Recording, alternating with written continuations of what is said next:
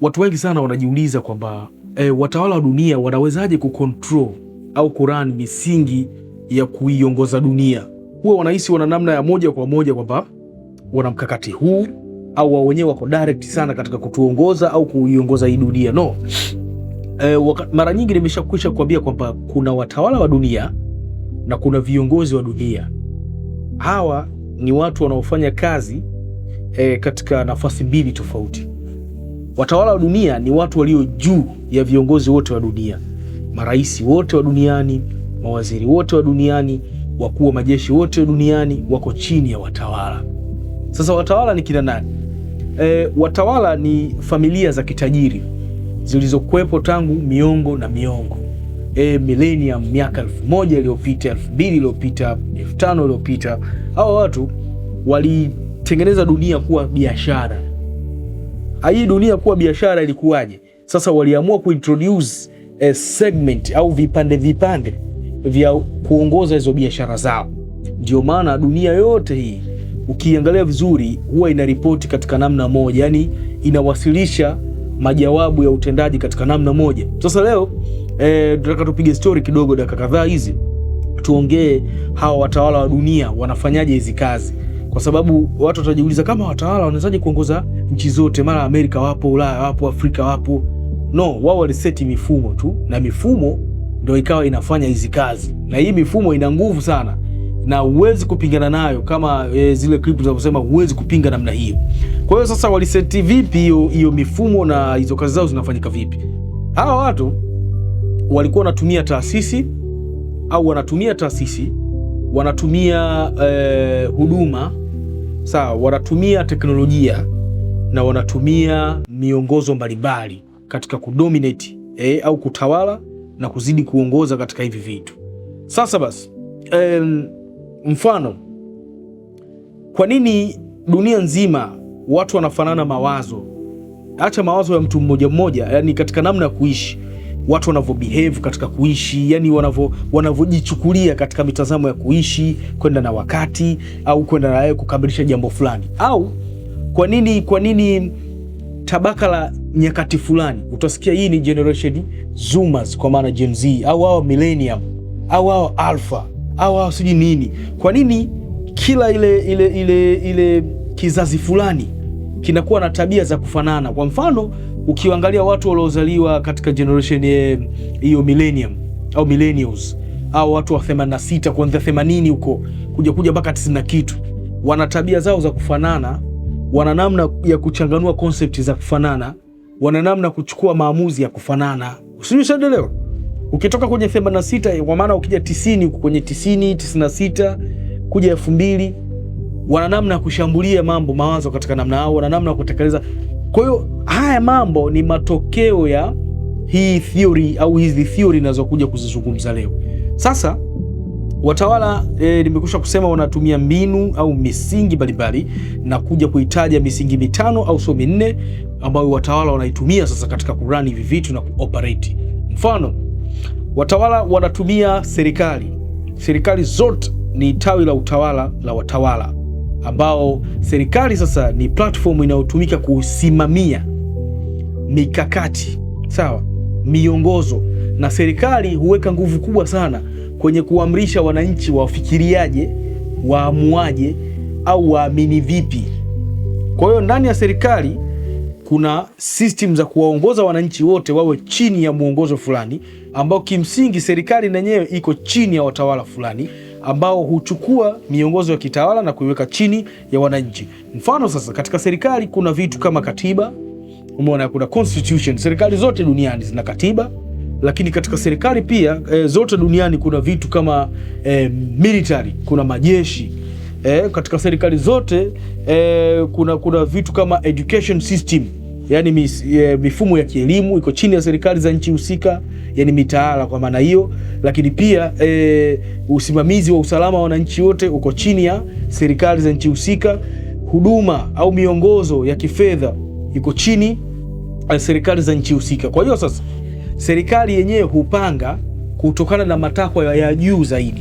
Kwa mfano, ukija katika kigezo cha serikali zote huendeshwa kwa mifumo au kwa milolongo iliyotokana na maadhimio ya Umoja wa Mataifa, United Nation, ambayo sasa kimsingi ukifuatilia Umoja wa Mataifa ni taasisi au institution iliyoanzishwa mara baada ya vita kuu ya pili ya dunia, na ukifuatilia vizuri hivi vitu vyote vimeungana: Umoja wa Mataifa, shirika la fedha la kimataifa IMF, International Monetary Fund. Hao watu walienda sambamba na World Bank, sawa? Hao watu walienda sambamba na NATO, jumuiya ya kujihami ya Umoja wa Ulaya. Unaona jinsi dunia ilivyokuwa imekuwa connected katika cycle moja. Maana yangu ni nini? Serikali zote za ulimwengu, hata zile ambazo zinaonesha hazifungamani na sijui Marekani, Urusi wala China, wale wote hufungamana kwenye makubaliano fulani ambayo sio lazima watu wayafahamu au wayaone. Umeelewa? Ambayo kimsingi hayo makubaliano hutoa hoja za kila serikali kwenda kutekeleza mikakati husika.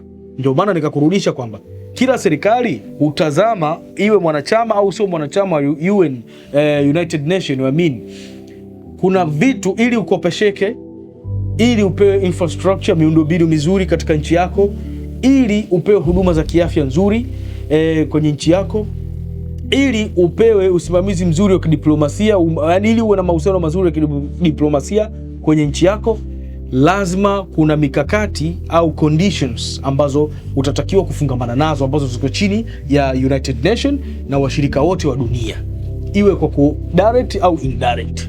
Sasa hapo pekee ndipo napounganisha linki ya kwamba kwa nini watawala wa dunia wanaweza kucontrol mawazo ya wananchi, fikra, maono na maisha yao, kwa sababu hutumia serikali kama mabalozi wao, na serikali zenyewe hupewa maelekezo ya kutenda. Ili kukamilisha yale maelekezo, serikali huja utunga sheria kwa wananchi, lakini pia huleta sera mpya za mara kwa mara, sera za afya, sera za elimu, sera za kisiasa, sera mbalimbali za kidiplomasia, unanielewa, sijui mahusiano ya kidiplomasia. Kwa hivyo hivi vitu vyote huunganishwa katika mnyororo mmoja mdogo sana ambao ngumu sana wewe kuona. Ndio maana wananchi wote, ukiwakuta wananchi wa Mauritius wanavyofikiria, wanavyoamua, wanavyotenda, wanavyotazama vitu ni matokeo ya system ya elimu, ya afya, ya kijamii na mambo yote yaliyotengenezwa ndani ya taifa lao. Kwa hiyo jinsi watawala wanavyofanya kazi, wanaanzia ngazi ya juu kushuka chini, kushuka chini, kushuka chini. Kwa hiyo government kwa maana ya serikali zote ni nguzo ya kwanza ya utawala wanaoitumia watawala wote duniani. Umeelewa hiyo pointi ya kwanza?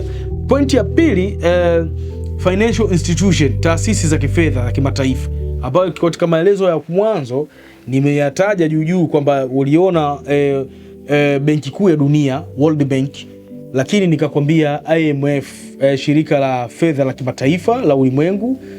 Hivi vitu kihistoria, baada ya vita kuu ya pili ya dunia, bara la Ulaya liliharibiwa sana kutokana na madhara ya vita yaliyofanyika wakati ule. Sasa nchi za Ulaya zikahusiana kwa pamoja kwamba tunawezaje kutengeneza vitu ambavyo vinaweza vikatuempower, tukatengeneza taasisi ambayo inaweza ikatoa misaada au kutoa support ya mikopo kwa nchi zilete mabadiliko baada ya kuharibiwa miundombinu yake. Walipokaa chini wale watu wakaja kutengeneza au kubuni taasisi ya Benki ya Dunia, taasisi ya hiyo shirika la fedha kimataifa, lakini wakaja wakabuni hiyo umoja wa Mataifa. Ukifuatilia kuanzishwa kwake, hizo taasisi zote zilianzishwa katika nyakati zinazofanana, ni kuanzia mwaka 1945 mpaka mwaka 1950 mpaka 60, hapo katikati ndo zote zilianzishwa Benki ya Dunia, sui NATO, sui nini. So hivi vitu lengo kubwa ilikuwa ni kutoa mikopo kwa maendeleo ya nchi zinazoendelea na nchi zilizoendelea, ndio lengo la kwanza. Sasa basi hawa jamaa walivyofanya hivyo, lengo kubwa ilikuwa ni kutengeneza wafuasi katika namna isiyo direct au isiyo ya moja kwa moja. Maana yake nini? Hawa jamaa wanakuja kukuambia kwamba tunakukopesha mikopo au tunakupa, kuna mikopo ya aina mbili, kuna grants and loan, kwamba tunakupa mikopo yenye riba au tunakupa mikopo isiyo na riba, yani tunakupa kama msaada. Sasa basi, ila wewe itatakiwa uruhusu nchi zetu zije kufanya utafiti labda kuhusiana na mambo ya maendeleo ya jamii katika nchi yako, turuhusu tupe vibali na nini, tuje tufanye maendeleo ya jamii, research mbalimbali.